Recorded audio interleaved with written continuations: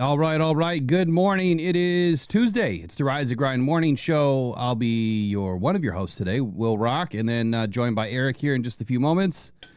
Look, man, it's a short week, so I wanted to pop in real quick just to say thank you for everybody for joining this morning. Please do us a quick favor. Like the stream right now before we get started, and if you would kindly please subscribe, that would help out the channel a ton.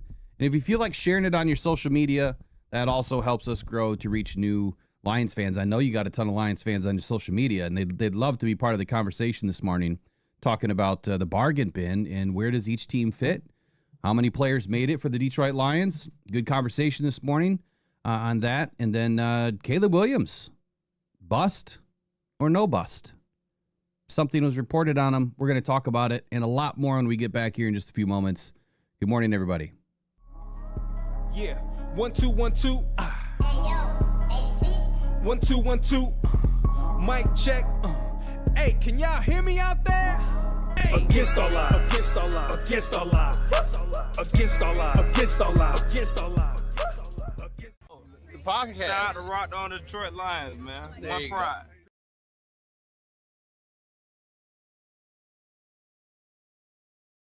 All right. Good morning, Eric. What's happening, man? Yeah. Whew, what a day, what a day, what a day. So yesterday I planted grass seed in my front yard for the third time this summer because the stuff just does not want to grow. All And the I did birds are everything- probably eating it. Dude, I did everything like the instructions. I raked the ground, I got it all ready. I put the grass seed down. I, put it in place, and then I watered it really good. And this is my third time now. And I get going across my lawn. I just finished watering it. And here comes a big, giant, gray, black cloud. Oh, yeah. And it pours for like an hour and a half, and all my grass seed gets washed away from where I wanted it to go. Let me give you the secret, okay? Let me give you the secret. It's about $10. It's a bale of hay that has tack in it. And, you'll get a few weeds out of it. But every time because we got a half acre of lawn that I have to do that with all the time. And, hay works, man. Hay works. If not, you buy those nets. You can buy those hay nets or, Yeah, that's next. or you just call somebody to come and, spray the lawn with the mulch and everything. And no, it's not fun. Growing grass, I've had to do it a lot. But growing grass in the middle of summer is not easy. I honestly find growing grass is easier in September and October than it is. Oh, really? In June and July. I always have better results. I've thrown grass seed out in the middle of January when we've had good weather, and just hope that it comes back in the spring. It usually does, but I have no luck with my green thumb so far. I know what's going to happen though, since I've done it 3 times, 3 or 4 times. I'm going to have so much grass next year. It's not even going to be funny. Right. It'd be too thick, right? Yeah. Usually the birds pick me off, man. I always had a problem with the birds. I'd put the seed out, and then you see like 50 birds in the yard just going to town on it. But anyway, talking about grass seed and growing things, the Lions are growing, man. They're growing into a pretty damn good football team. Not only, were they one of the best linebacker groups ranked for this season, and I guess I'd like to start there, but the receivers, man. Our receivers have been pretty good at holding on to the football. So I want to start with those 2 topics. And so why don't you take it away on the linebackers? Now, I didn't do a deep dive into this, but I did do a deep dive into linebackers because they're for a different purpose. But Alex Anzalone, contract or no contract, I've heard some rumors that there is a contract. What I've heard is there is no contract discussions right now. There is no deal in place. And I know that, and there's a video that's going to come out later on today about it, but the social media stuff, I don't know why people get so hung up on the social media stuff. Like they're clues, like they're Inspector Gadget or something that we're watching people's social media. I'm telling you, I don't think it has anything to do with it. And I'm beginning to wonder if Alex is even going to be in camp. Possibly. So what happened? I mean, as far as the rankings, though, let's start there. And how does Alex not being in camp affect this? Well, I want to preface this whole thing. So if you go back to this time last year, you and I and Tony had a discussion about our linebackers Yep. and how piss poor of a situation we were in with our linebackers. Mm-hmm. I was one of the ones that said, hey, we're just fine. We're fine with who we got. And you guys were more on the stance of, we're kind of worried about this. You know, if we got one weakness, it's probably our linebacker situation. I would still say that our linebackers are a weakness to a degree. And it ended up, we had the number 2 rated by PFF linebacker group in the NFL last season, according to PFF. So according to PFF, Detroit's linebacker unit, consisting of Alex Anzalone, Jack Campbell, and eventually Malcolm Rodriguez, has become one of the more formidable units in the entire league, only rivaled by the Super Bowl champion Philadelphia Eagles linebacker room. And per PFF, once Rodriguez returns from surgery this year, in the waning days of the regular season, he tore his ACL, and they should be able to pack the strongest punch in the NFL with their linebackers. Former 18th overall pick Jack Campbell has begun to emerge as one of the NFL's best linebackers. His 78.7 PFF overall grade in 2024 ranked 10th in the NFL. And he was one of just 5 qualifiers who earned at least a 74 grade in PFF in run defense and in coverage. So Alex Anzalone missed a handful of games last season, but he ranked just behind Campbell with a solid 72.1 coverage grade. Malcolm Rodriguez posted an 87.1 PFF run defense grade and 7th best in the NFL, but will likely miss half of the 2025 season due to an torn ACL suffered last November. But when he's healthy, this is one of the best linebacker trios in the NFL. What do you think about that, Will? So, I mean, I did a topic on this, I think it was last week, where we were discussing the linebackers and kind of going through their grades. And I think the whole conversation was prefaced, to your point, about Jack Campbell and how good Jack Campbell is. And I made the comment in a couple of posts, right, that I felt that Jack Campbell is the replacement for Alex Anzalone. He is. Now, I know that they play kind of 2 different positions right now, but if you remember, Alex Anzalone came in as the Mike linebacker, and he really didn't get unseated of that position until last year. Now, even through, I would say, the beginnings of last season, Alex was making the calls. From what we heard, from what we read at training camp, you could see it. Eventually, it grew into Jack's job. Like that is his job, you know, as the Mike linebacker, to make the calls. And when he's on the field, he's the quarterback of the defense. But I don't think that he relinquished all of his duties just yet to Alex Anzalone until about halfway through the season last year. You could see that obviously Jack was doing his thing. And then when Alex was out, Jack really rose, man. He rose up in a hurry, I think. I think that he grew in a hurry, to say it better, I guess. Jack is the leader of this defense now. Whether or not that Alex Anzalone is on this roster or not, I believe that Jack is the leader, for one, because his position kind of requires that, being the Mike linebacker. But if you go and look at, you know, a head-on-head comparison, which I think, you know, some of this article breakdown did a little bit of it, yeah, but it didn't do as much as what I went through about a week or so ago. Jack was way better. He was a top 10 linebacker in the league last year. By almost every measurement, every tool that PFF uses, he was a top 10 linebacker.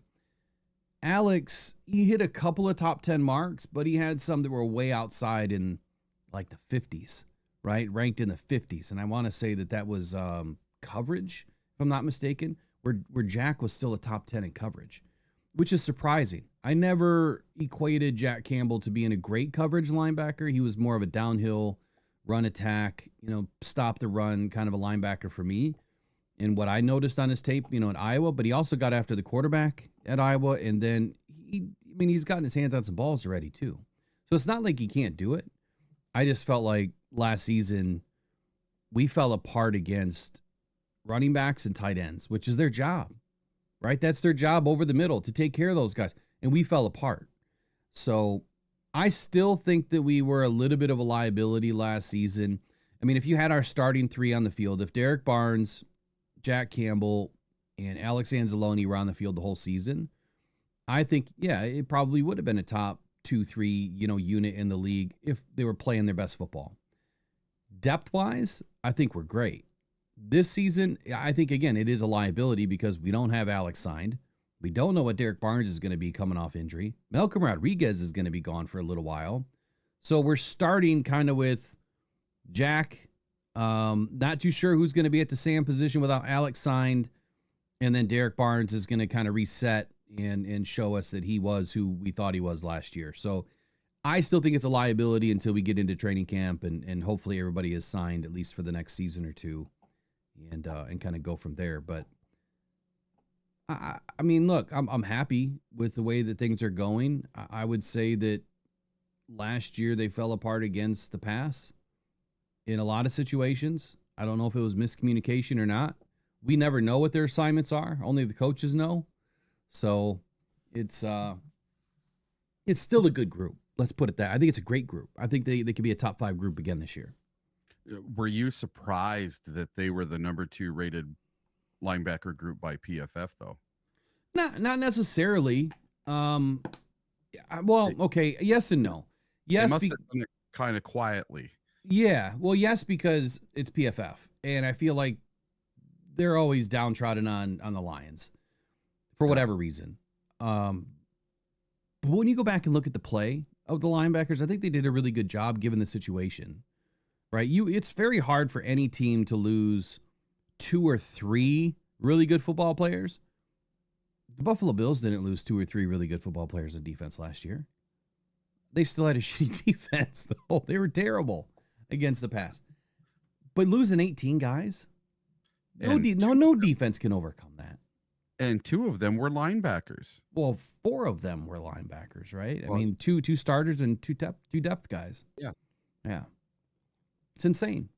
Yeah. So, what group in the NFL for defensive linebackers could lose 2 of their starters and still produce a top 2 unit for the season? I don't think there's another team out there.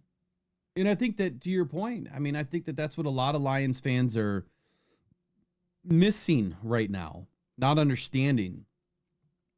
And I'm not specifically calling any individuals out. I'm just saying I think that when you cast a broad net over the Lions fan base, they're going to say that, our defense needs this or it needs that. When I look at it and I say, you tell me another team, player for player, that what other team could stack up to the Lions right now, player for player, depth for depth. Yeah.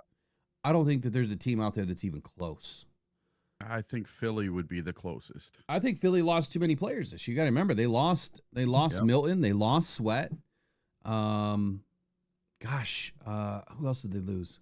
Well, we're gonna find out everybody that they lost. So today I'll clue you in on the big project that's going on. But we got a couple of big projects. Hopefully we can get it done this week and then start on it next week. But the previews. So there's a couple of different previews and reviews that we're going to be going over that are pretty in depth. And I did see that one writer, I'm not going to name who he is, kind of just did a similar article, if you will, on kind of what we're going to do. But we've been talking about it for a few weeks, way before that article came out. So it's kind of interesting that we're on the same wavelength. I'm glad that this individual did it because I think we all trust him. So you can guess who that is. I think you know who it is.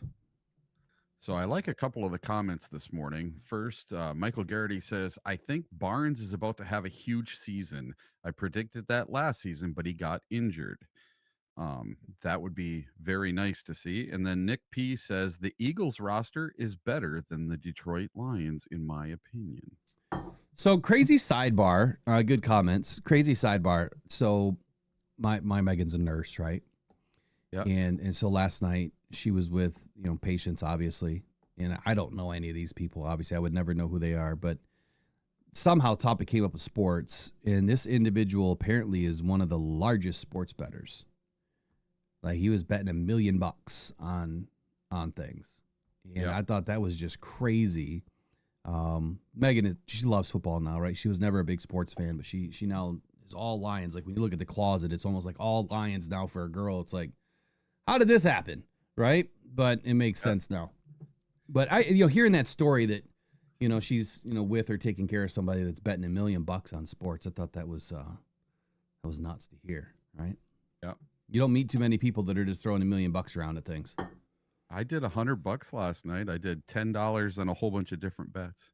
I haven't done anything this year, and I think that we will do a couple of things that we talked about last year. One, we're going to get fantasy football started ASAP. I want to get a dynasty league going, and then and then two, I do want to do the betting stuff, but it's for Rockhound Cancer Foundation that we'll put out some home bets, like our what we think is going to happen or what I think is going to happen, and then if you want to bet on it, or bet against it, if you will, you donate to the Cancer Foundation. And then if you win, you'll have the opportunity to stay your donation, or you can take, your winnings and run if you want. That's up to you. I think it's kind of a fun way to throw $10 at something and see if you win. And then, of course, if you do, then you do. And if you don't, you don't. But it's a good way to help the Cancer Foundation out too. So what's happening with our receivers, man? So linebackers top 5. Top 2, really, last season. I think they're top 5 to enter the year. Once everyone's healthy, I think that we'll be just as good as anybody else around the league, assuming Alex is back. If he's not back, I think that we're going to struggle. But what about the receivers? So what's this news on our receivers this morning? All right, so let me get back to that. So I came across this thing that was talking about our wide receivers and how they just do not drop the ball.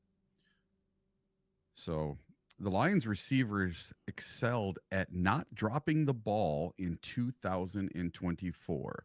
Among the many things that the Detroit Lions thrived at during the 2024 season, catching the ball really stood out. The Lions receivers were fantastic at not dropping balls from quarterback Jared Goff. The Lions finished second in drop rate in 2024, trailing only the Super Bowl champion Philadelphia Eagles. So once again, we're second at something with the Eagles. So Pro Football Reference tabulated 12 drop passes on 551 targeted pass attempts, producing a drop rate of 2.2%. By way of comparison, Jerry Jeudy and Amari Cooper, teammates on the same team on the Cleveland Browns, for the first half of the season, each dropped a total of 12 on their own.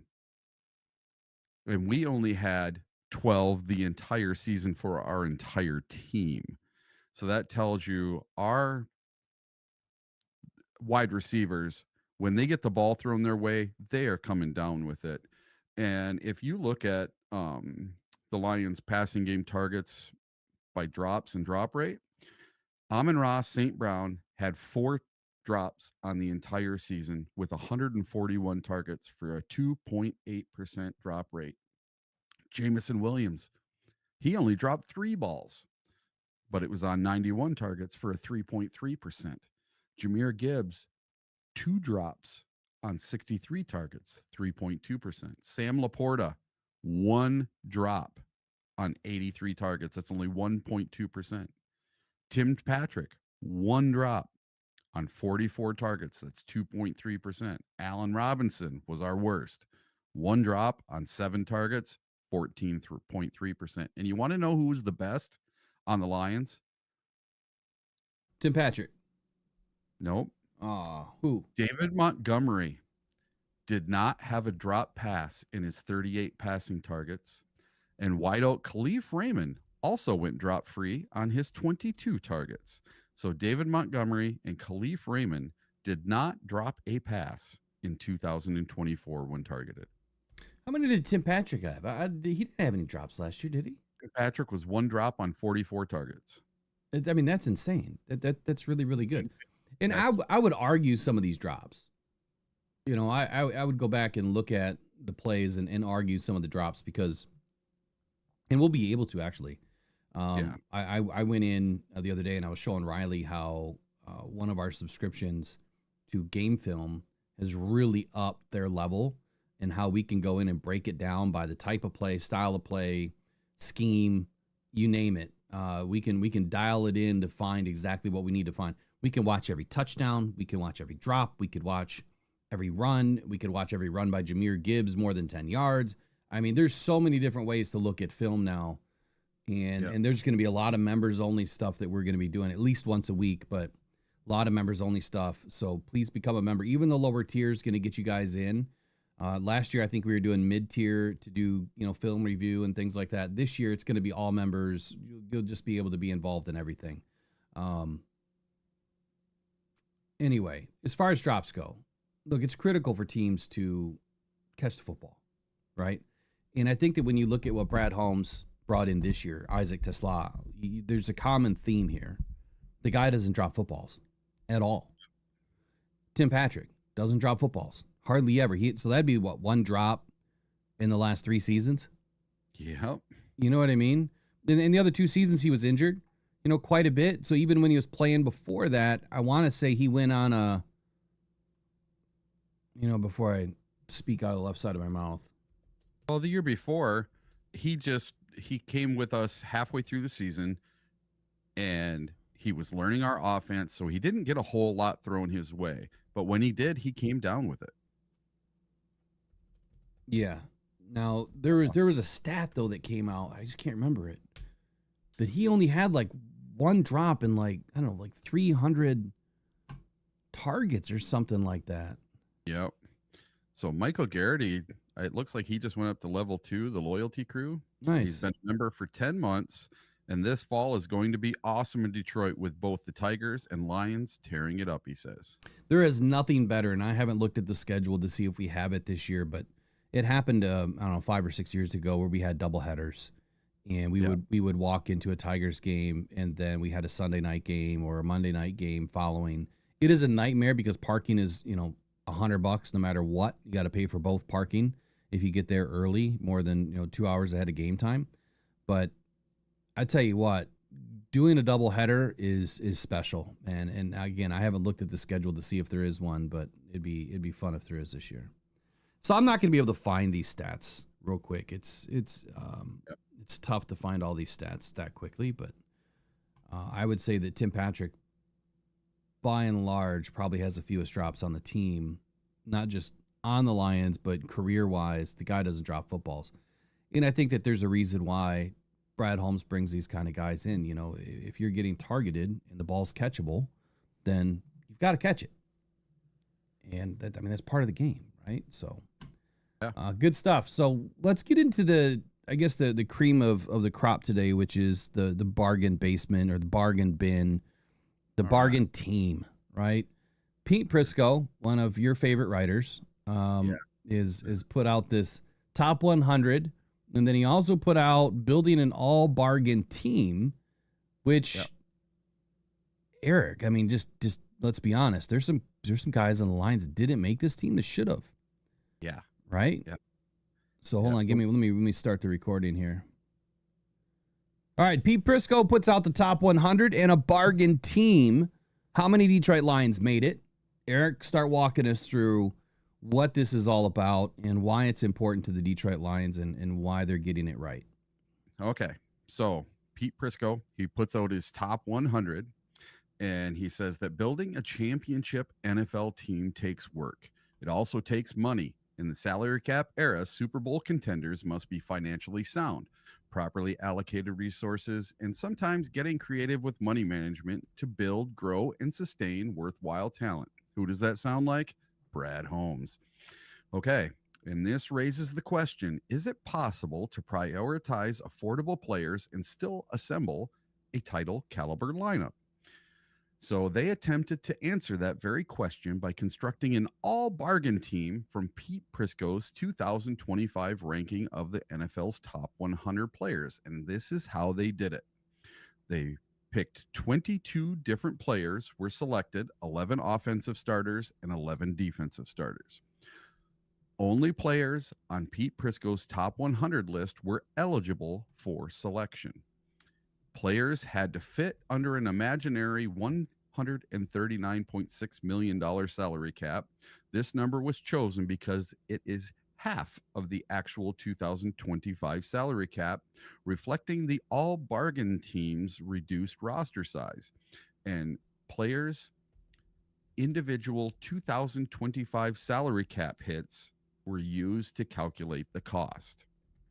And without further ado, here is their 2025 all bargain team, which was carefully built to contend and still had 1.4 million in cap space to spare. Well, hold on a sec. I got a question for everybody in the comments in the chat later. Before we even get into this, which players do you think make the most sense to make an all bargain team? I mean, what comes to mind when you think of an all bargain team? How can they even make it? Well, they typically have to be on a rookie contract, right? I mean, they have to be on a really low contract. Yep. So you tell us in the chat right now which Lions players should be on this list based on their production and based on their current contract, and why. And I'd love to know in the comments, obviously, below. So which way are you going to do this? Are you going to do Lions first, or are you going to do the whole team first? I was just going to go through like who they picked for quarterback, who they picked for running back, just go right down the list. And Can we shake it up a little bit? Sure. Let's do the Lions part first, and then we'll go back and fill in the rest of the players. The reason why I want to do that is that way the video can kind of make sense. Okay. So the all bargain team for the Detroit Lions. Now there's 22 players on this team. Yep. And let's start with the first player that pops on the list. Who would that be? That would be running back Jahmyr Gibbs. And he goes on to say, we don't talk enough about the impact Gibbs had on the Lions all-star offense in 2024. In just his second NFL season, the former first-round pick approached 2,000 scrimmage yards and scored 20 total touchdowns. Even while initially splitting touches with David Montgomery, he's lightning in a bottle. He's also a prime candidate to join the likes of Saquon Barkley as a top-paid ball carrier in the coming years. And right now, he is on his rookie contract. His cap hit is $4.9 million. That's a crazy low number, and given his production, splitting the backfield with David Montgomery, yep. There's no way you can keep this guy off of an all bargain team. I mean, one, you're paying the guy peanuts right now because he's on a rookie contract. And two, his production last year was 250 attempts, 1,412 yards, 16 TDs. How can you not? So his Prisco rank, though, he's the 32nd ranked player in Pete Prisco's top 100. So I'm going to ask you guys a question again. Which player do you think that should also be on the offensive side of the football for the Detroit Lions in this list before we get into it? But go ahead and talk to us about why he put Jahmyr Gibbs on the list.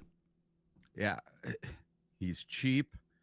And what a perfect addition. He's on his rookie contract. And what amazing production. So I'm looking up where he is on the list and see what they said on the actual list here.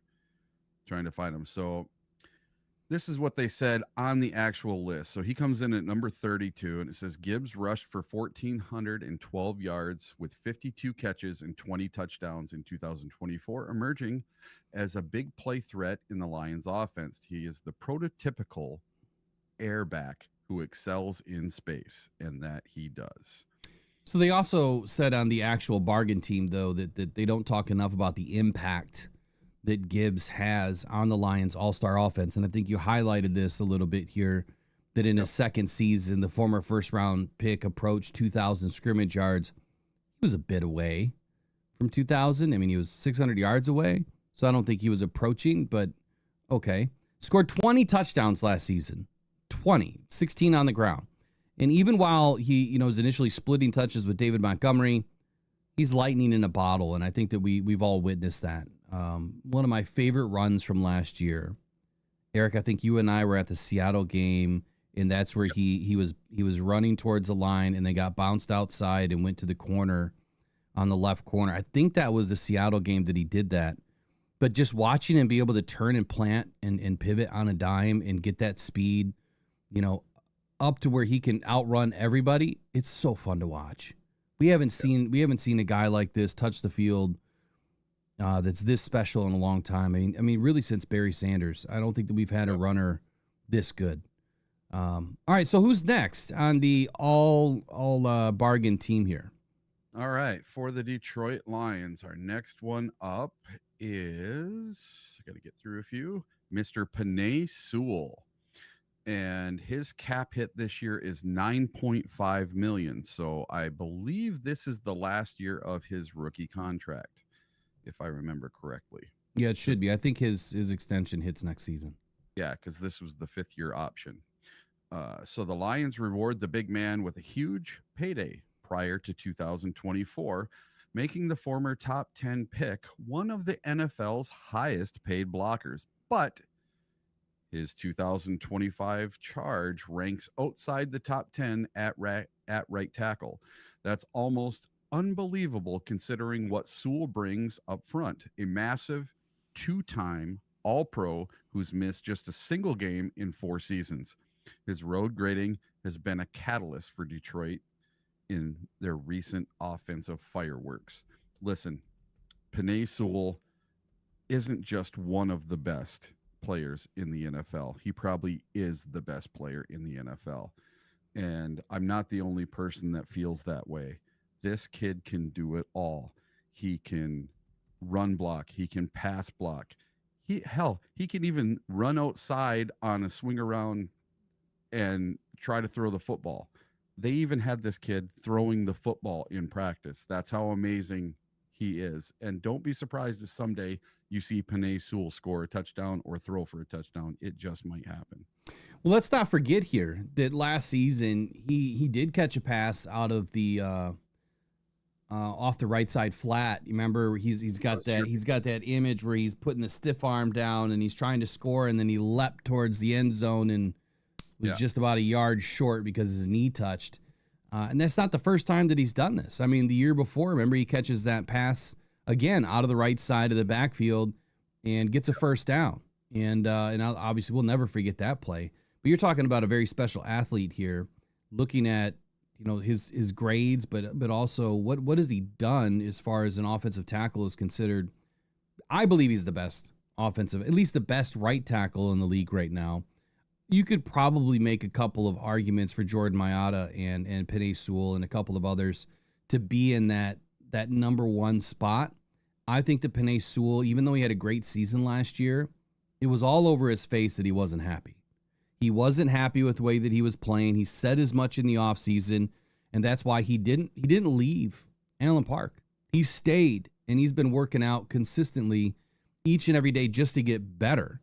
You talk about passing pressure.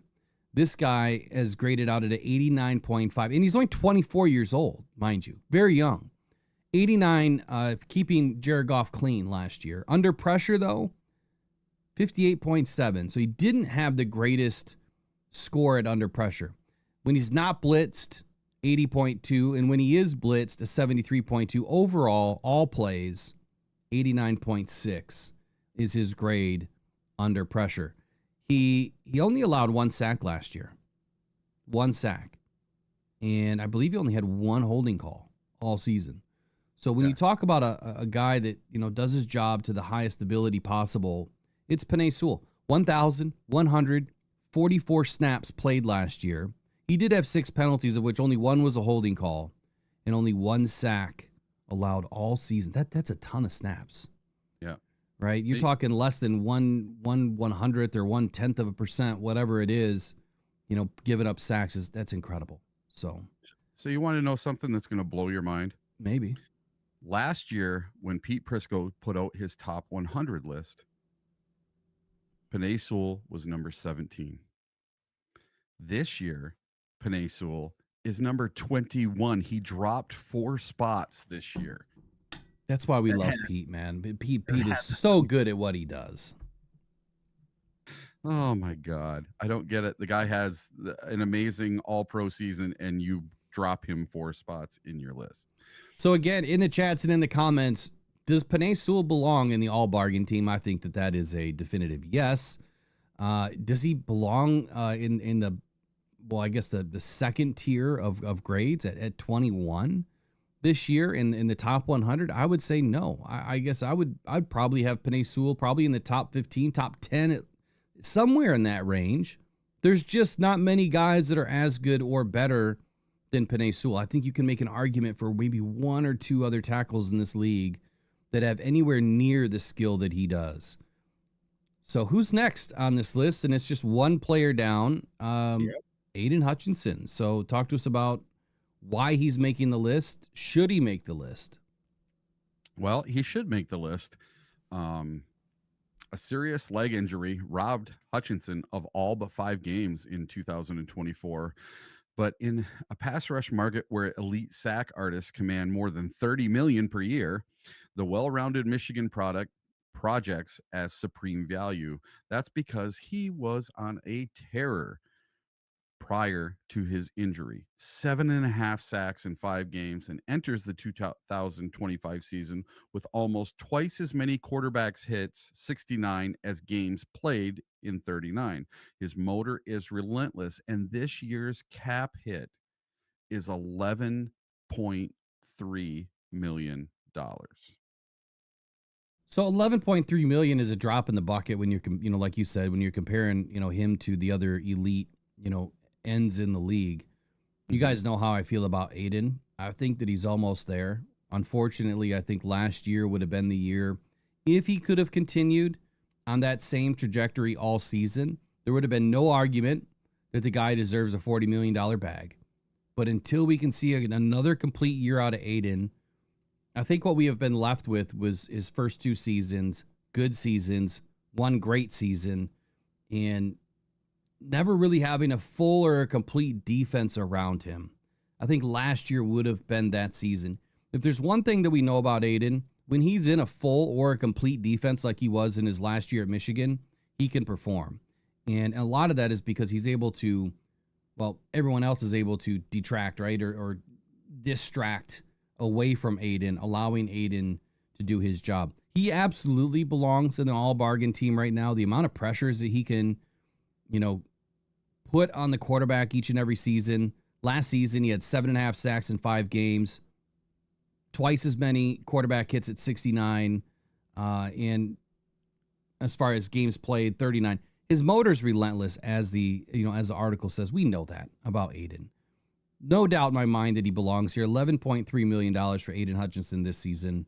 I'd like to know in the comments below, where does he belong in your top 100 right now? And where did he end up in the top 100 for Pete Prisco? So Pete Prisco put him at number 15. And last season, he was number 47.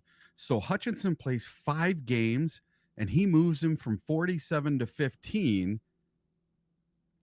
And Penei Sewell plays every game, and he moves him down 4 spots. Tell me how that makes any sense whatsoever. It doesn't make any sense. But what does make sense is where Myles Garrett is. Myles Garrett's at number 2. And I viewed Myles Garrett as the best football player currently in the NFL. They have Patrick Mahomes as number 1. But when you're talking about football players that can change the dynamic of a game, Myles is that guy. Aiden can be. I think, Aiden is a facilitator at times. I think that he's an agitator at times. And I also believe he creates, things at times that help the team, help the defense win. I agree with where Myles is. I somewhat agree where Aiden is. I probably wouldn't have put him in the top 20, especially not knowing who he's going to be this season. I probably would have left him alone and then adjusted this list, after the first quarter of the season to see just who Aiden is going to be this season. Look, don't be surprised if he has, a couple of hiccups to start the season. I'm not, and I'm not going to be worried about it. I think that Aiden is going to be just fine over time, but that's it. It requires time. Aiden on the all bargain team? Absolutely. I think he belongs here. Who's next for the Detroit Lions on this list? By the way, how many players made the list? I'm not sure. Was it 5 out of 22? I think so. Or 4. I think it was 4 out of 22.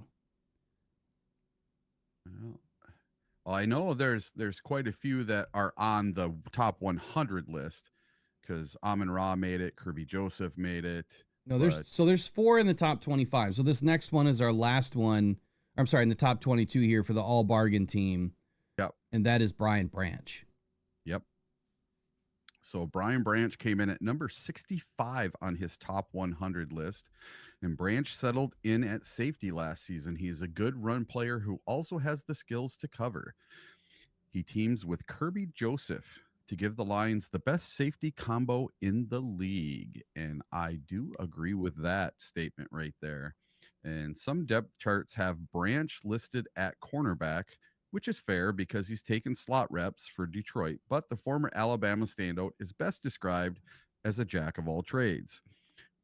Whereas fellow safety Kirby Joseph has made a name for himself plucking passes out of the air and led the league in interceptions last year. Branch is more of an all-around tone setter, bringing both attitude and versatility with 15 tackles for loss and 29 pass breakups in 2 years. And when Brian Branch got kicked out of that game in Packerville and he waved to the crowd in his special way that he waved to him, he just endeared himself forever in my heart. So Branch comes in at number 32, and his cap hit for this year is a whopping $2.2 million. So, you know, the wave, right? The wave, right? And then you've got the Brian Branch wave that looks like, oh, I'm just kidding. I wasn't going to do it. So look, Brian making this list over Kirby Joseph. What's going on here? So they had what, $1.4 million left, right? Yeah. Okay. And Kirby Joseph, his contract is $3.86 million. And so if you were to take that 1.4 and add it to Brian Branch's 2.2, you're right there. Yeah. And you could have moved around a different player on this list, but there is no reason why Kirby Joseph doesn't belong on this list. Matter of fact, Kyle Hamilton is on this list as the other safety. It doesn't say what his contract is, but let's just take a look. I can almost guarantee that Kirby Joseph should be on this list. His contract this season, Kyle Hamilton's is $5.2 million. Yeah. So you absolutely could have put both Detroit Lions on this list. Kyle Hamilton is nowhere near the safety of Brian Branch or Kirby Joseph. Matter of fact, Brian and Kirby were 1-2 last year. 1-2, and at times it was McDuffie 1-2-3. So they were in the top 3 all season for the majority of the entire season anyway of last season. Look, Kyle Hamilton, I loved him coming out of college. He was one of my draft picks for the Lions at that time. Didn't happen, but I don't think that Kyle has rose yet to the level of Kirby, and what Brian Branch has ascended to in 2 short seasons is incredible. So, yeah, Pete, look, you did a good job with this list. I think you could have fit more. And you know what I'm going to do, Eric? I think that we're going to have to do our own top 25 or our own bargain team.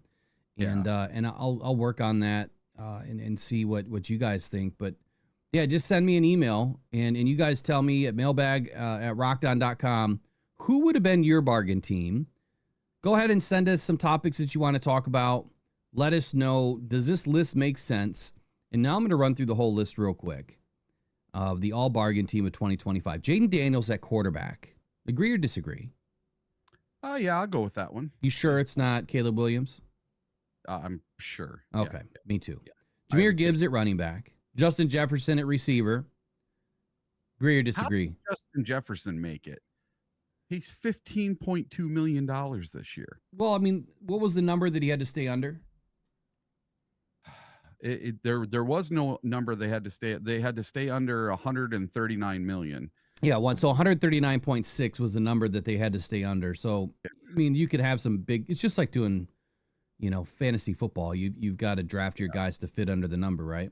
So Justin Jefferson is receiver 1. Brian Thomas is receiver 2. Okay. Yeah. But why not Amon Ra? I can see why. His cap hit's only 3.3. Amon Ra's this year, I think, is what, 9? Yeah. I don't remember. It's not much because I don't believe his full contract hits this year. Yeah. No, it's a little bit more than I thought. 13.9. And you're probably not going to put him over Justin Jefferson, which, I mean, that's an argument. Money-wise, you might, because he's still cheaper than him, and then you can fit someone else on your team, and you get pretty similar production for $2 million less. Yeah, I mean, both those guys had 10 TDs, so I think that if you look at it in what the way that we're going to do it is we're going to do it by, touchdowns, receptions, yards, their value to the team, yada, yada, yada. Puka Nacua is wide receiver 3 at $1.1 million. Only had 990 yards last year. Now, he's also Pete Prisco's 63rd player on the top 100. Brock Bowers, tight end 1 at $4.1 million. Definitely belongs there. He belongs there over Sam Laporta. Sam didn't have a great season last year. I mean, a great season, but not as great of a season as Brock Bowers did. Tristan Wirfs, offensive tackle, $11.5 million. Tyler Smith at offensive tackle at $4.3 million. Quinn Menierez at center, and then Penei Sewell at offensive tackle. So my question is, why is there 3 offensive tackles on this? Yeah, that doesn't make any sense. It doesn't. So you've got 3 offensive tackles. Where's their guard? No guards. You don't even have a full offensive line. You have 4 offensive linemen. Aiden Hutchinson at defensive end. Jalen Carter in the middle. Makes sense. Leonard Williams, $15 million this year in the middle. Defensive end, Seattle. Jared Verse, 1,000%. I'm still burned up, Brad. Like, Brad, I'm still burned up about this one. That was my guy, and Brad didn't listen. I think this next draft, I want to have some fun, and members are going to be involved. We're going to construct our draft. We're going to send it to Brad ahead of the draft. So, Zach Bond, linebacker. Bobby Wagner is the other. Dude, how old is Bobby Wagner? Wow. How old is he? Why is he even on this list? 34, 35 years. Yeah, Christian Gonzalez at corner. Quinnen Mitchell at corner. Yeah. Cooper DeJean at corner. And then Kyle Hamilton and Brian Branch.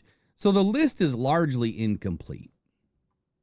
Yeah. It's largely, I mean, I get that it's the all bargain team and it's not really, you're not really making a full team, but our bargain team is going to be a complete team of starters, I think is how we're going to do it.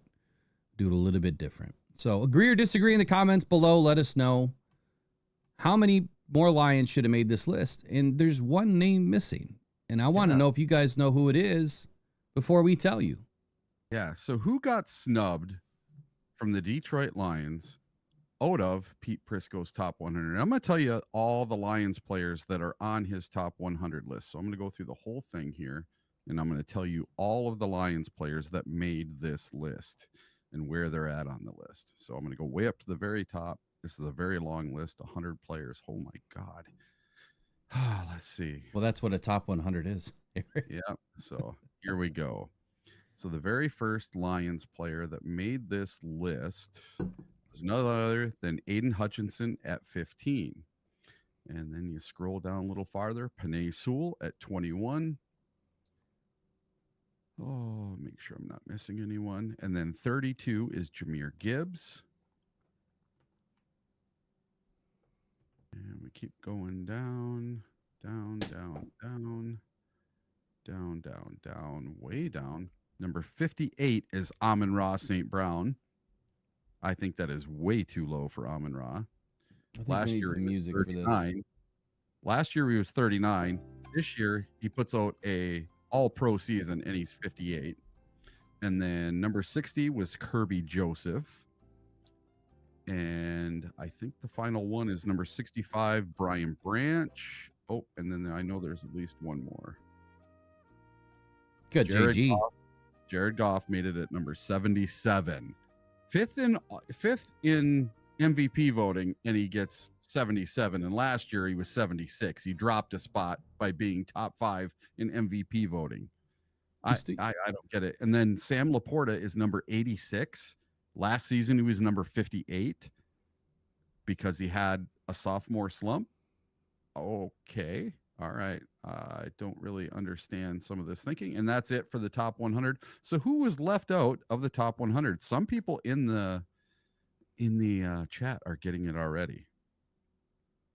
Hold on one sec here. That's 6, 7. So I'm coming up with 8 and 8. So it looks like I'm coming up with 8, maybe 9 Detroit Lions on this list. Is that correct? Yep, 8 of them. Is it 8? Yeah. I thought Aiden was number 9. I'll pull the list out and we'll do a video on it later. But so the biggest question is who got snubbed off this list and why? Let's take a look at the receivers for just a moment. Obviously, Justin Jefferson at number 5, he belongs, right? He belongs there. Jamar Chase at number 8, he belongs, 1,000%. Who else is in here for receivers? How about CeeDee Lamb at 27? Do me a favor, Eric. What was? Can you look up CeeDee Lamb's and let's look up Tyreek Hill's stats from last year? I'll do Tyreek. Which player were you looking for? Look up CeeDee Lamb. I'll do Tyreek. Okay. So Tyreek Hill last season, 81 receptions, 959 yards, 6 TDs. And then after Tyreek Hill, you have A.J. Brown. Let's see. A.J. Brown's stats last year, 67 receptions, 1,079 yards, 7 TDs. So CeeDee Lamb last year was 101 receptions, 1,194 yards, 6 touchdowns. Okay.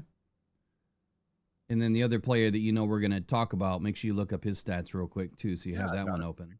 I got it right here. It's all ready to go. All right. I even have his contract. So Brian Thomas Jr., that guy's going to be special, man. I really like Brian Thomas.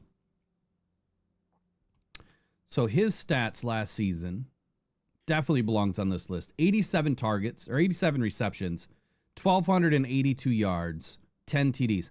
My question is, why is he not above CeeDee Lamb, Tyreek Hill, and A.J. Brown? He had a better year than all of them. Yeah. Then you have Malik Neighbors right behind him at 45. And Malik Neighbors' stats from last season, rookie year, 1,204 yards, 109 receptions. I mean, he was like the only guy they're throwing to, right? 7 TDs. So you could definitely make an argument that he belongs, above some of the other guys too.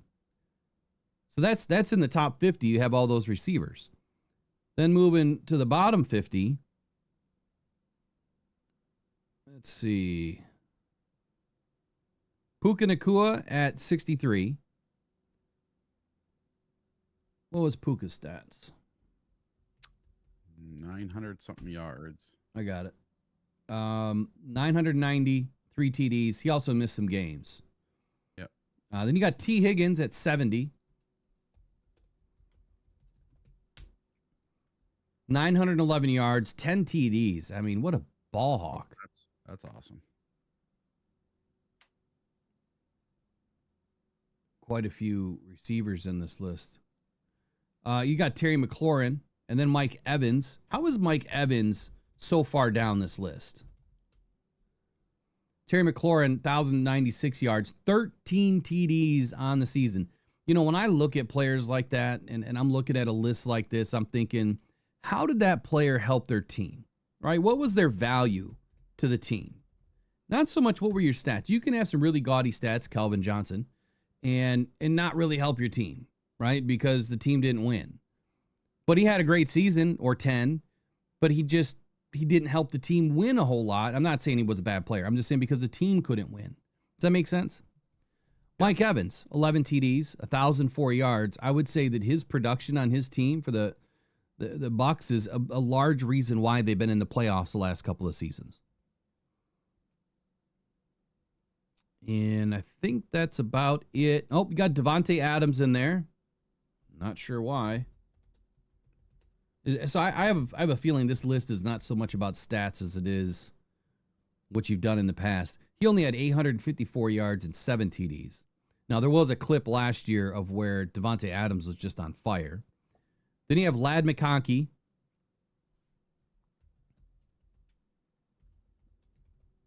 I think Pete Prisco just doesn't like this dude. 1,149 yards, 7 TDs on the season. Yeah. And that's it. Who are we missing, Eric? Mr. Jameson Williams. Isn't it? It's insane to me. Yep. That he's not on this list. It looks like ads are killing everybody. Let me turn these ads down a little bit here. It's insane to me that that JMO is not on this list. Yeah, he's not on the list at all. And listen, last year, Jameson Williams missed 2 games for a something suspension. We don't know what it was for.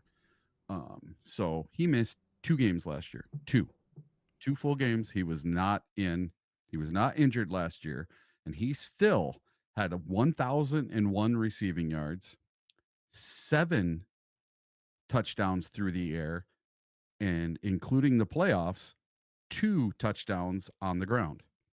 So that's a total of 9 touchdowns and 1,001 yards last year. And he missed 2 games, yet he doesn't make this list at all.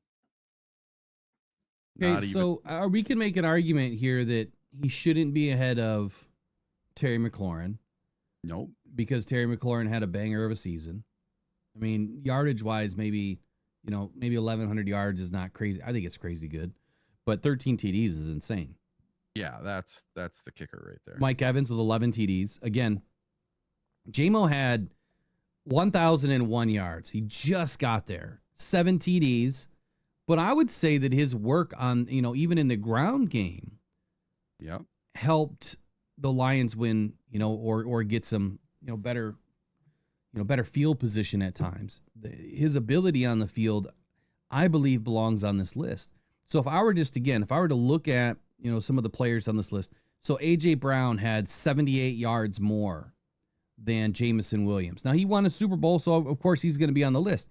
But all you're talking about from a production standpoint is 78 yards more than JMO.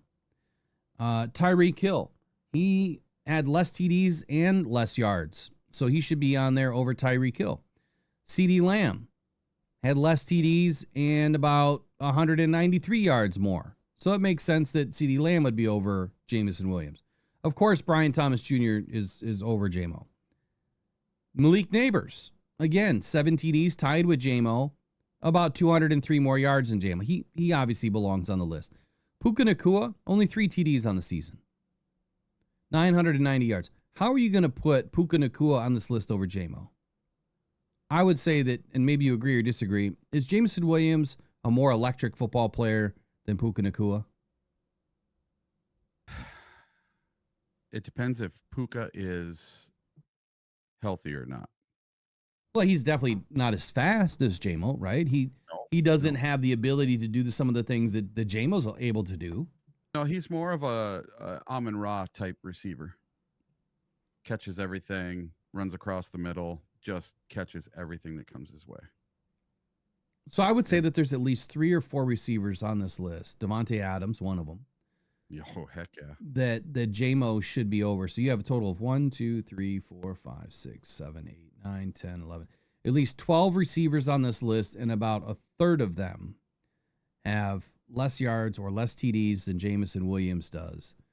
And JMO is left off the list. So you guys let us know in the chat, obviously in the comments, who should Jameson Williams have been on the list over?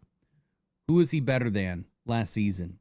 Now, I'm going to segue into something else off of this topic. I think that now we can start the argument that maybe Jameson Williams, at least according to Pete Prisco, maybe he's not viewed as an elite football player yet. What do you think? Do you think he's earned that yet or not? Well, listen, if you take the 2 games that Jameson Williams missed, and you just take his average for touchdowns and you add that in to what he did last year in 17 games, he would have had 10 touchdowns for the season if you put that in. So even if he gets 9 or 10 touchdowns for the year, that puts him right up there with everyone else. And he had 1,001 yards. So you add another 100 yards receiving. Let's say he gets 50 yards in both those games. That's another 100 yards. So if Jameson Williams was 1,100 yards and 10 touchdowns, you're telling me he's not right up there with everyone else? Yeah, I think he is. I think he should be. But the reason why I asked, who is or has JMO earned the right to be called elite? I don't think so. He's not elite. Not yet. He's close. He has elite ability, right? But he hasn't done enough. Through 3 seasons in the league, I'm sorry to say it over and over and over again, but your best availability or your best ability is availability. Getting suspended, those things are going to stick out in people's minds. It's just the nature of the beast. That's who we are as humans. We're going to think of negativity before we're going to think of positivity. I don't know why. I don't view life that way, but it seems like the large majority of the audience, and I don't mean this audience, but everybody, it seems like they view negativity first. Yeah. I don't operate that way, but those types of things are going to stick out. And, maybe some of his antics on the field are going to stick out. What he did in the divisional game was not appropriate. So I feel that for those reasons, maybe he was left off the list. But there is a definite argument to be made here that Jameson Williams should be on this list just from his statistical, or from his stats alone. He should be on the list. So I got a question for you, Will. Okay. Do you think that his 2-game PED or whatever it was suspension cost him a Pro Bowl? No, because if you look at the numbers that we just went over, but if Pro Bowl is voted by the fans, right? Yeah, well, yeah, partly 50% by the fans, 50% by the players, right? But if you remember, if Jameson doesn't have this, and let's say he goes off those 2 games, and he puts up 1,200 yards and has 2 touchdowns in those 2 games, okay, a total of 2 touchdowns, so that puts him at 9 touchdowns and let's say 1,200 yards. You're telling me he doesn't make a Pro Bowl? I mean, we could play the if you woulda coulda game, but it didn't happen. So yeah, I know. That's why I'm saying, do you think that 2-game suspension cost him a Pro Bowl? It probably did, and that's why you got to stay on the field. Yep. That's why you got to stay out of jail, so to speak. I'm not saying he's in jail. You know what I'm saying? Yeah. You got to stay out of trouble, and I think that if you miss games, you miss opportunities. You miss opportunities, well, those things have repercussions down the line. But This is a season that he's not going to have any of those issues, right? This is a season where we're going to get a full season of JMO, and we're going to see what he can actually do with 17 games, a loaded roster, Jared Goff and him developing a relationship for 4 seasons. I think it's going to be electric, man. I think it's going to be fun to watch, and I'm looking for fireworks in every game. They're going to find a way. John Morton loves the ability that JMO has. And when you talk about explosives and what Morton says about explosives, that is the name of the game for them. They want to get explosive as often as they can. Having a guy like JMO on your roster helps you with that. Having a guy like Jameer on the roster helps you with that. So I think that we're going to see a lot of explosive plays out of these guys. And he'll make his case. This will be the year that he can make his case.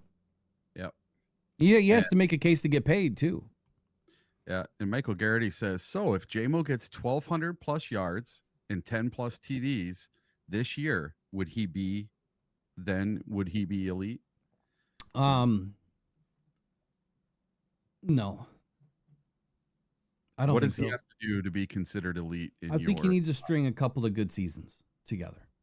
More than one? Yeah, obviously more than one. I mean, I think that people throw the word elite around too easily.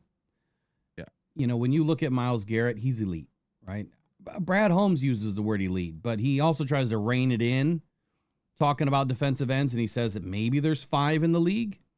And that tells me that obviously Brad understands the term elite because there's not just a bunch of elite football players in the league.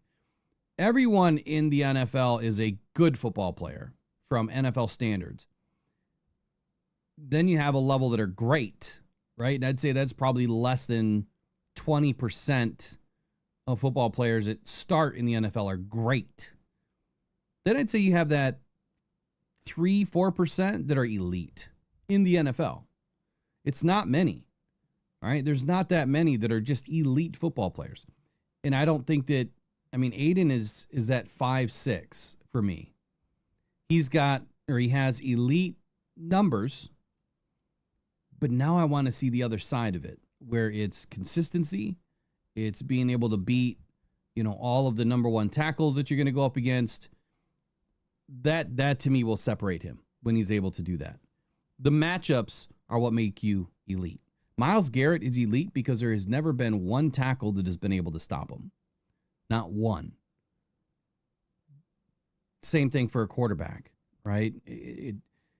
You're elite if you string things together. So when I think of elite, I think of Jared Goff, simply because you look at the last 4 seasons in Detroit, he's gotten better and better and better every year. His numbers have gotten better. I mean, last year was record-breaking in so many different facets of the game, franchise and NFL. Look at what he's done for his cast of receivers, feeding them the football. He turned Amon-Ra into an animal, just a complete animal. And if you don't have guys like that on the team that can't get you the ball when you need it or can't get you the ball when you're open, constantly taking sacks, Caleb Williams, then you're not going to be elite. And those players around you are not going to be elite.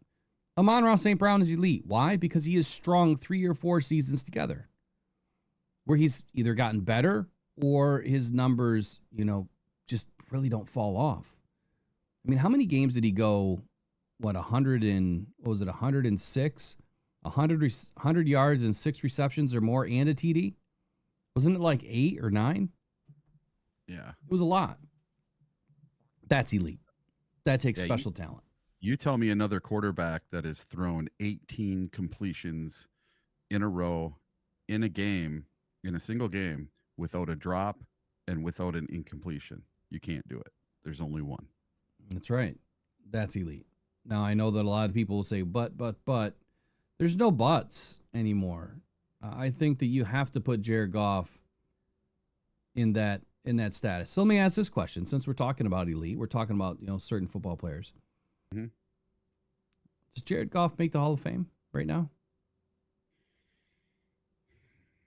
Right now, it's close, but it's going to be a tough push for him. I want to know in the comments, obviously in the chat right now, does Jared Goff make the Hall of Fame?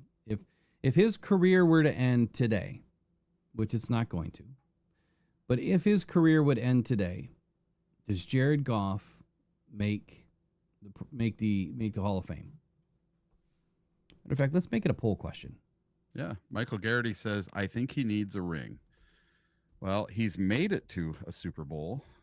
He just hasn't won a Super Bowl. So I've got an argument for this. Okay. So the question is going to be, does Jared Goff make the Hall of Fame without a Super Bowl?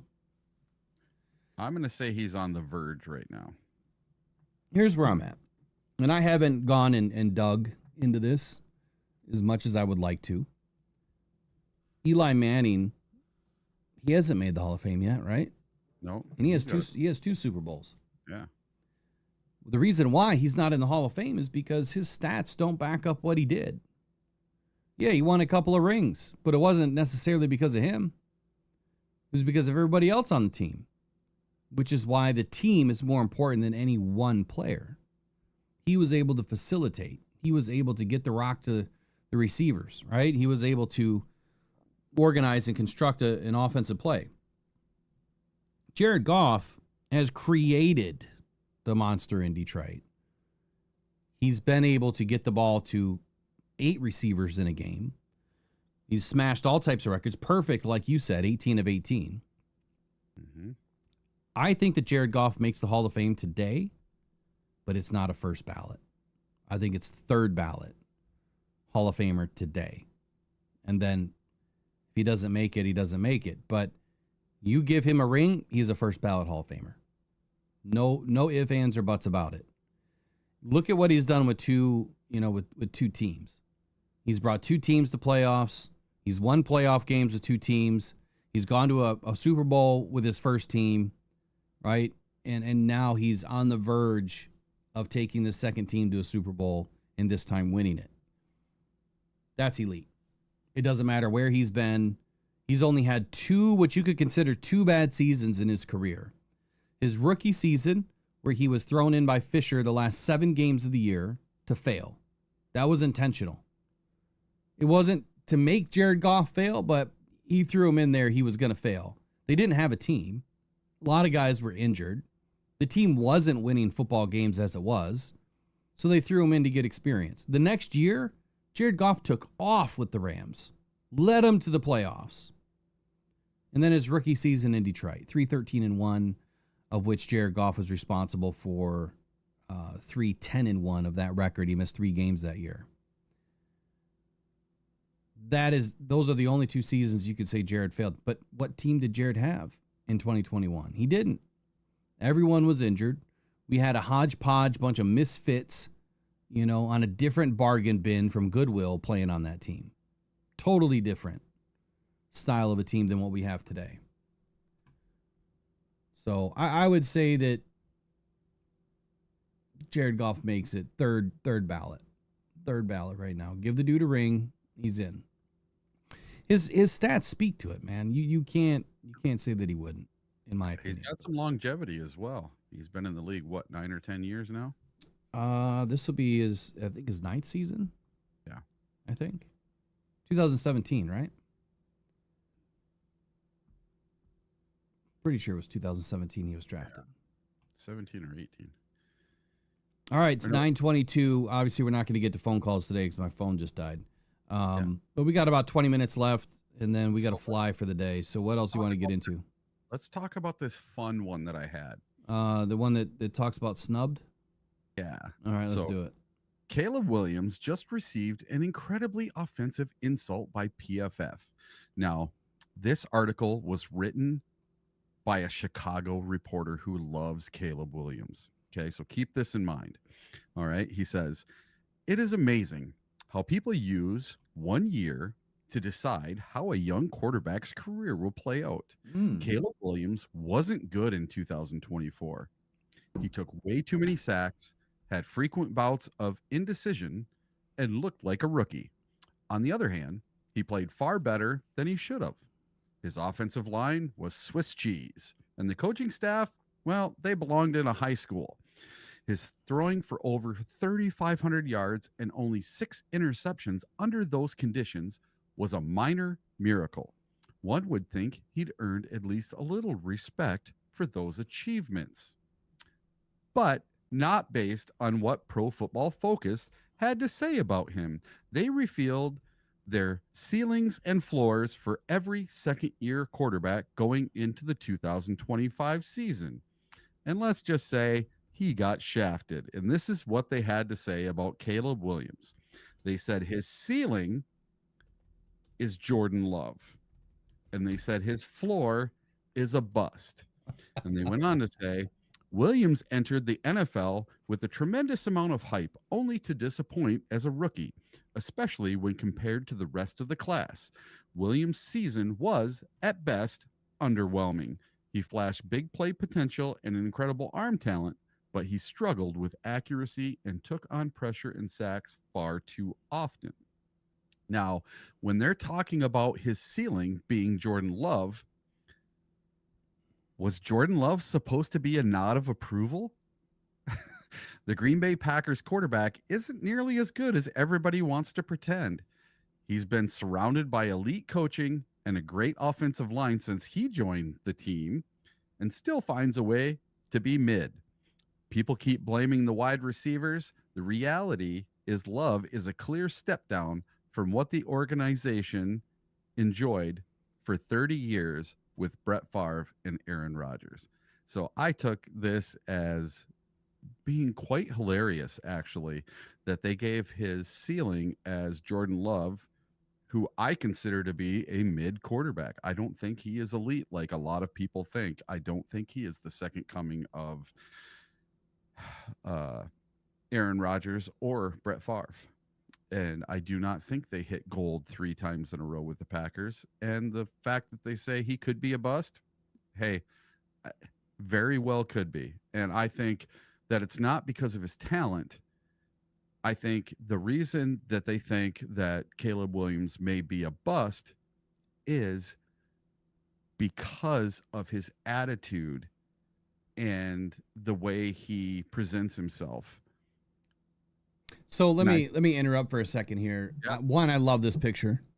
I love this picture. Two, what at the bottom of this? Yep. Okay. Why is it signed Caleb Williams?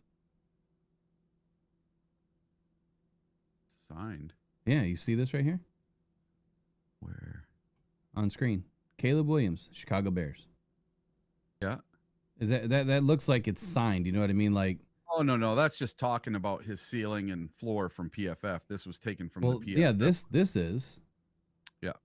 But maybe they're. I don't know. I just kind of took that like, did he write this article? Yeah. Yeah. So anyway, they're saying it's amazing how you use you use 1 year to decide how a young quarterback's career will play out. So let me throw this at you. Yeah. Jared Goff loses a Super Bowl, and they use that 1 year to define Sean McVay of how Jared Goff's career was going to go. Yep. Right. The difference is Jared came back every single year that he's been in Detroit and played better every single season. Again, one bad year. And I think that there's a big difference here. Caleb Williams did not go to a Super Bowl caliber team, right? Caleb Williams did not come to a team that had excellent coaching. He did not come to a team that had excellent offensive line. But the difference is, what are you going to do with that team? Right? How are you going to facilitate a good career or a good season when you know that maybe you don't have the best tools in the tool belt, right? Jared Goff knew that. He knew that coming to Detroit was going to be rough. He knew that in the beginning it was going to be difficult because he didn't have the team around him, but he had the coaching. Definitely had the coaching. He still went out and won football games the only way that he knew how. And in the second season, Jared Goff still took a team that was rebuilding, that still didn't have anywhere near the players that it has today, and won 9 football games. Put up a ton of stats. So the only reason why I'm bringing this up is because if Caleb Williams can't do what Jared Goff did in his second season, I would say the ceiling is a bust, not Jordan Love. Yeah. And you have to remember when Caleb Williams came out, what did everyone say after he was drafted? That he was drafted into the perfect situation. Yep. This is the best coaching staff. This is the best offensive line. This is the best situation any rookie has ever come into. That's what I heard all off season. Oh, the Bears are going to be great. The Bears are going to be great. This Caleb Williams kid is the next Patrick Mahomes, and this team is built for a rookie to succeed. And they won 5 games. Well, at least he won more games than Jared did in his first year with Detroit. Mm-hmm. Okay, so he did that. Yep. But, again, I want to compare the two because for all intents and purposes here, he does have a really good offensive line now. Yep. And, again, it's a bunch of misfits that have been bought around the league, not homegrown, not developed, so we'll see how that works. I think it works with players like Jared Goff that are leaders. I think it works with players like Jared Goff that know what they're doing. I think it works with players. It's funny to me that Caleb says he doesn't know how to watch tape because no one taught him how to watch tape. Dude, how difficult is it to turn on film and watch what's going on? You're a quarterback. You should know how to break down every play because you're a quarterback. Not only do you have to know the offense, you have to know the defense.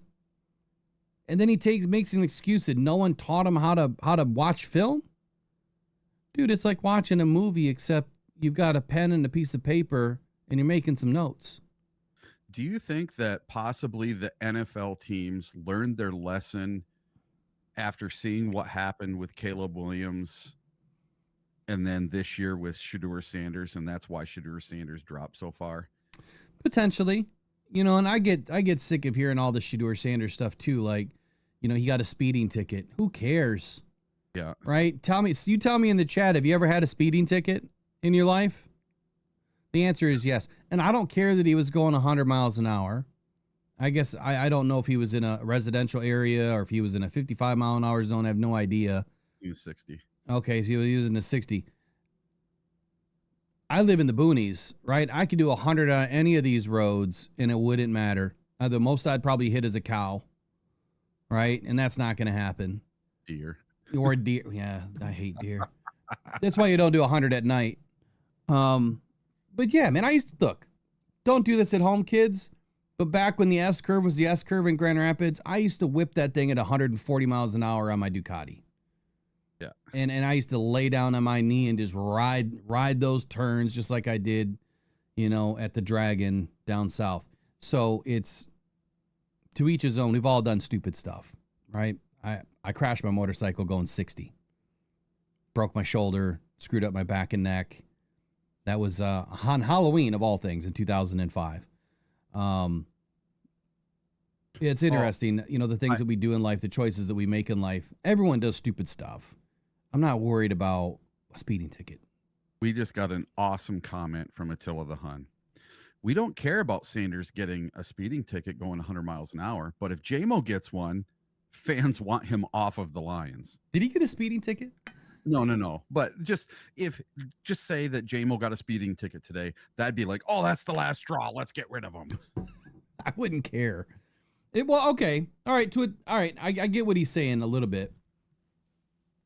Put it in this context. If you add it up to all the crap that has already gone on, yes, I think you're going to get that emotional response out of fans. If it's the first thing he did wrong, I don't think anyone would care. But to your point, Attila, I think it's because of the fact that J-Mo's been through a couple of suspensions and the whole gun situation. I mean, I think that's why you get that emotional response out of fans now today and media. I'm going to tell you this right now. I'm really nervous about this weekend. Oh, July 4 and the fireworks? Yeah, so J-Mo, he's like a little kid in a candy store when it comes to fireworks. Don't even go watch the fireworks. Don't get your phone out. No Instagram videos. No nothing. No playing with fireworks this weekend. We don't need everybody saying that we need to get rid of you because you play with fireworks. You know what's crazy is I've been listening to Pat Kerwan and Jim Miller a little bit more lately. Mm-hmm. And he said, there's times that you dread being a GM in the league. And it is when OTAs are done and it's the month break or 5-week break before they go to training camp. And he's like, you don't want your phone to ring. He's like, I don't want the phone to ring at all. And he said, because you end up finding out that you get stupid phone calls from, hey, we got 2 in jail. What do you mean we got 2 in jail? It's only been 1 day, is what he was saying. Or he's got a group of guys down in Miami that went and, had large amounts of cash because they're NFL players carrying large amounts of cash. They all go and buy a bunch of jet skis in Miami to go zip around in Miami. And then they call it, whatever time in the morning. Hey, we don't want to bring the jet skis back home. Like, why is he getting calls like this is what he was saying. He's like, then sell them.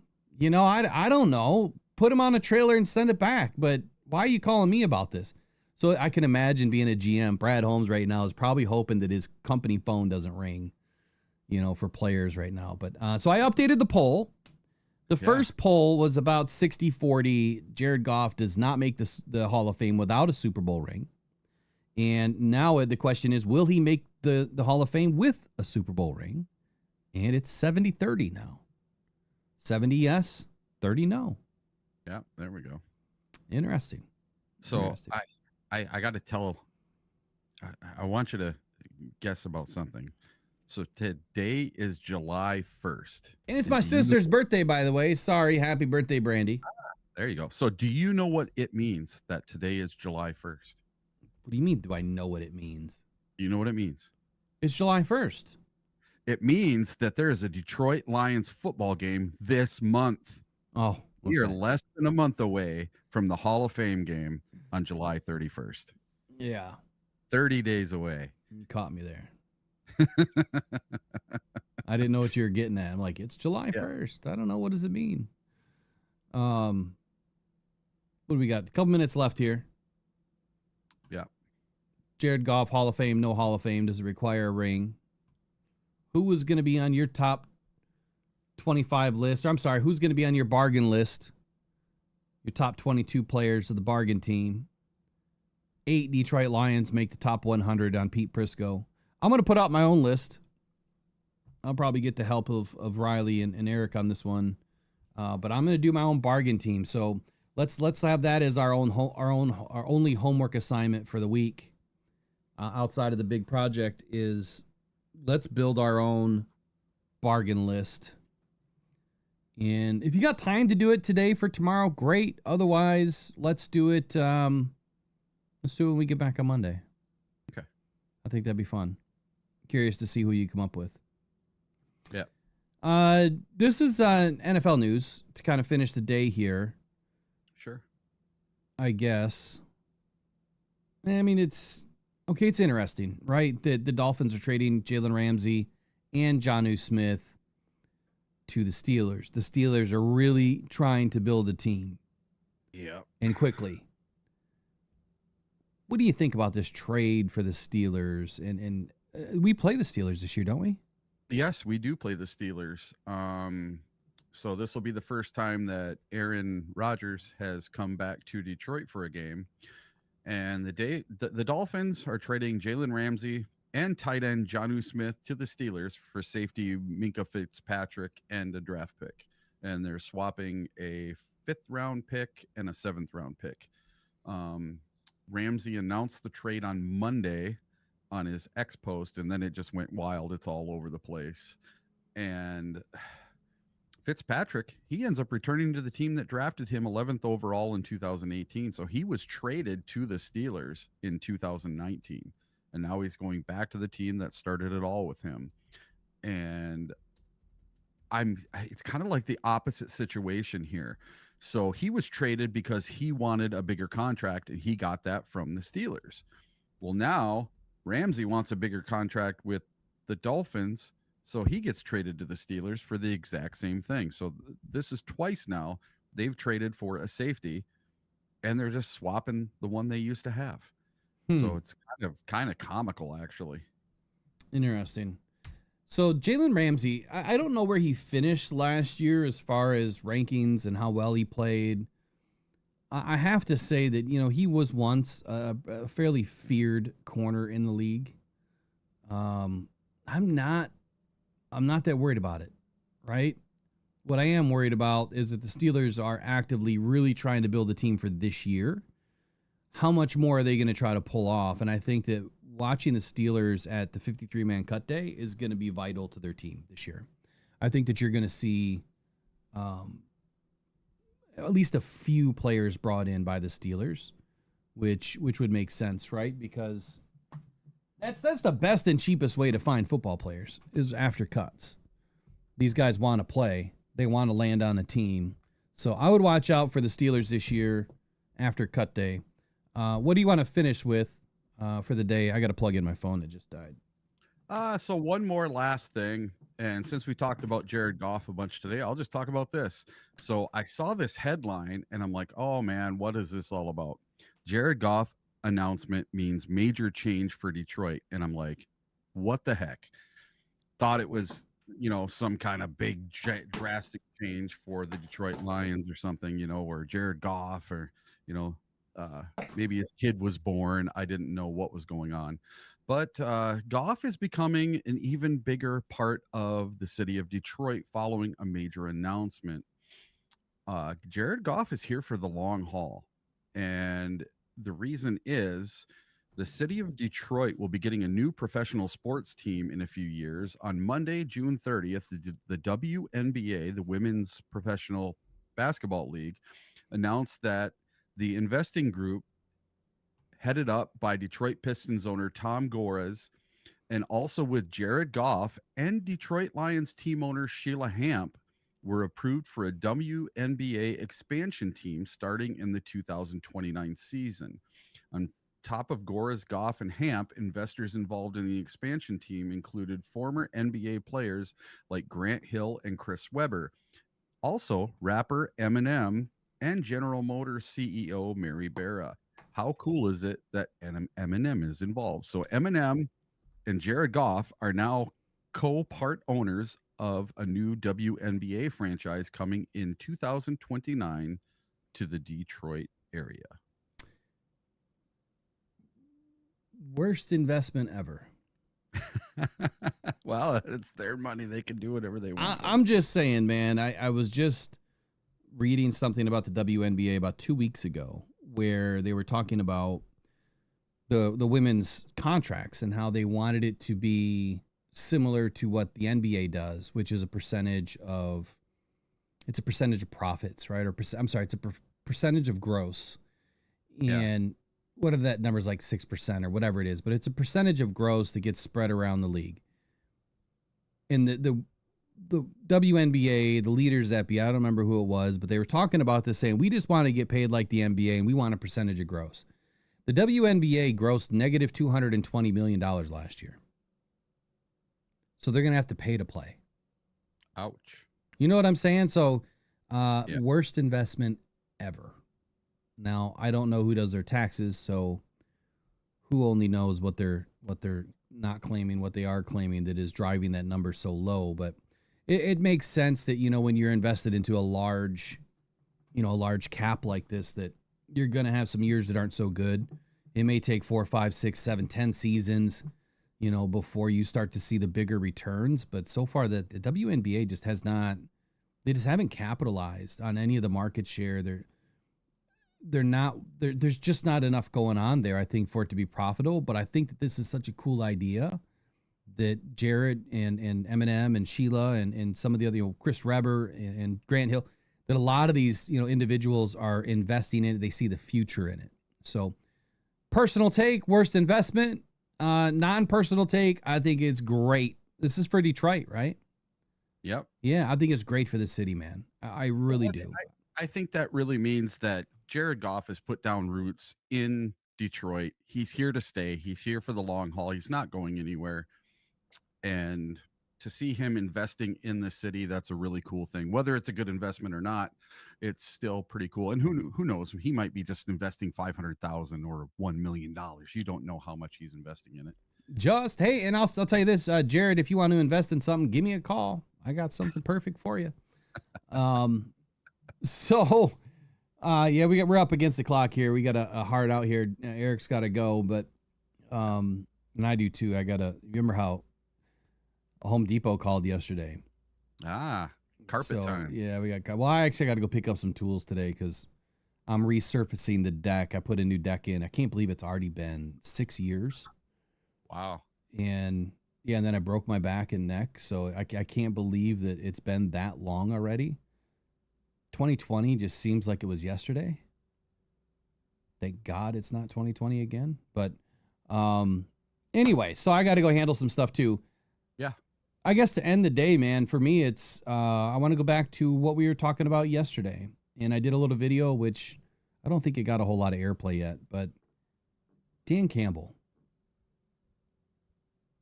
I still believe that Dan wants to be here for the long term. Mm-hmm. I really believe that. But I think once he totally turns this franchise around and maybe gets to a stopping point of we've gone as far as we can go and maybe we've won a Super Bowl. He's done everything that anyone that's ever been a Detroit Lions fan ever has wanted to see. Just one. Dan goes home.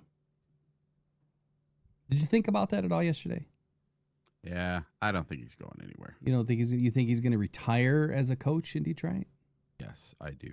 Man, you're the ultimate homer. Yep, he's going to be the next Mike Tomlin. He's going to be here. I love that.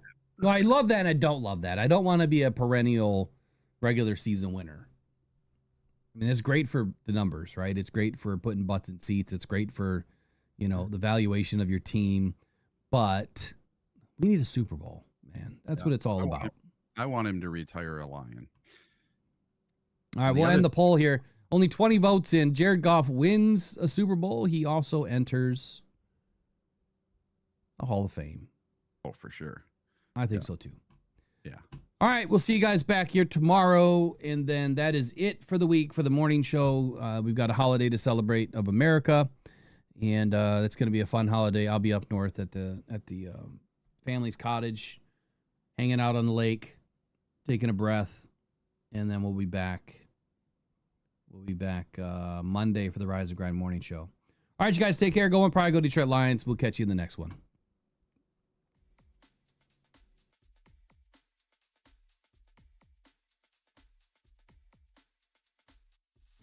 The podcast. Shout out to Rockhound Detroit Lions, man. There My you pride. go.